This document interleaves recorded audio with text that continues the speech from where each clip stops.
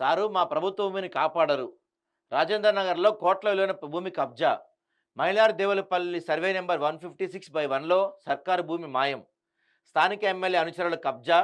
Double bedroom నిర్మాణం కోసం కేటాయించిన గత ప్రభుత్వం. పక్కనే వెంకటేశ్వర ఆలయం నిర్మించుకున్న స్థానికులు. ఖాళీగా ఉన్న మిగతా ప్రభుత్వ స్థలంపై అక్రమార్కుల కన్ను. చదునుగా తీసుకొని ప్రహరీ గోడ నిర్మాణం చేసిన కబ్జాదారులు. కోట్ల విలువైన భూమిని కాపాడంటున్న ప్రజలంట. అందరూ శ్రీ వైష్ణవులే. బుట్టలో చేపలని మాయమన్నట్టే రాజకీయ నాయకులే భూములు కబ్జా చేస్తూ పైకి తమకేమీ తెలియదన్నట్టు నటిస్తున్నారు. అధికార విపక్ష పార్టీలకు చెందిన ఎమ్మెల్యేలు, ఎంపీలు, ఇతర పొలిటీషియన్ అండదండలతో తెలంగాణలో వేలాది ఎకరాల ప్రభుత్వ భూమి, అసైన్ భూములు కబ్జాకు గురవుతున్నాయి.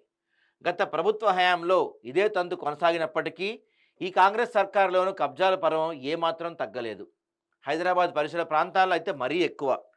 రాజధాని నగరంలో భూములు చాలా కాస్ట్లీ కావడంతో సిటీ పరివాహక ప్రాంతంలో ఎక్కువగా భూమి కబ్జా అవుతుంది. గవర్నమెంట్ అసైన్ దేవాదాయ భూములు కనపడితే వెంటనే కర్చీఫ్ వేసి దాన్ని పోతం పెడుతున్నారు. ఉమ్మడి రంగారెడ్డి, హైదరాబాద్ జిల్లాలో కబ్జాల పర్వం కొనసాగుతుంది. దీనికి జిహెచ్ఎంసీ రెవెన్యూ అధికారుల అండ ఫుల్లుగా ఉంటుంది. నెల నెల లక్షల జీతాలు తీసుకున్న ఉద్యోగులే అక్రమార్కులు చేతులు కలుపుతుంటే సిగ్గనిపిస్తుంది. ప్రభుత్వ భూమి కాపాడాల్సిన వీరిని చూస్తే అన్నం పెట్టే వాడికన్నా సున్నం పెట్టే వాళ్ళే ఎక్కువ అన్న చందంగా ఉంది. ముఖ్య వివరాల్లోకి వెళ్తే రంగారెడ్డి జిల్లా రాజేంద్ర నగర్లో భూముల ధరలు ఎక్కువగా పలుకుతున్నాయి. దీంతో ఎక్కడ భూమి ఖాళీగా కనిపిస్తే అక్రమార్కులు కబ్జా చేస్తున్నారు. అందులో భాగంగానే రాజేంద్ర నగర్ మండలంలోని మైలార్ దేవులపల్లిలో ప్రభుత్వ భూమి కబ్జా చేశారు.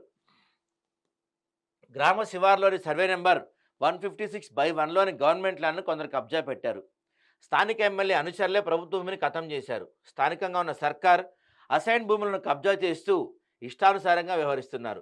ప్రభుత్వ భూములపై గద్దల్లా పడుతూ కబ్జా చేస్తున్నారు. వాస్తవానికి మైలార్ దేవులపల్లిలో గత సర్కార్ డబుల్ బెడ్రూమ్ ఇళ్ల నిర్మాణం కోసం సర్వే నెంబర్ 156/1లో ప్రభుత్వ భూమి కేటాయించింది. అయితే ఇదే సర్వే నెంబర్లో కొంత భూమి ప్రజలు వెంకటేశ్వర ఆలయం నిర్మించుకున్నారు.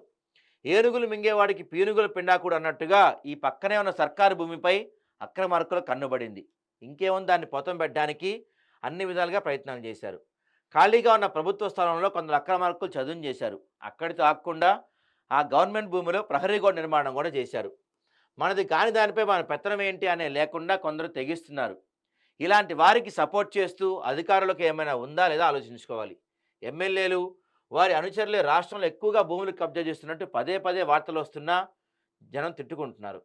సర్కార్ ఆస్తులు, భూములు కాపాడలేని వీళ్ళు అవసరమా అని ప్రశ్నిస్తున్నారు. మైలార్ దేవులపల్లిలోని సర్వే నెంబర్ 156/1లో కబ్జా పెట్టిన ప్రభుత్వ భూమి విలువ సుమారు 5 కోట్లు.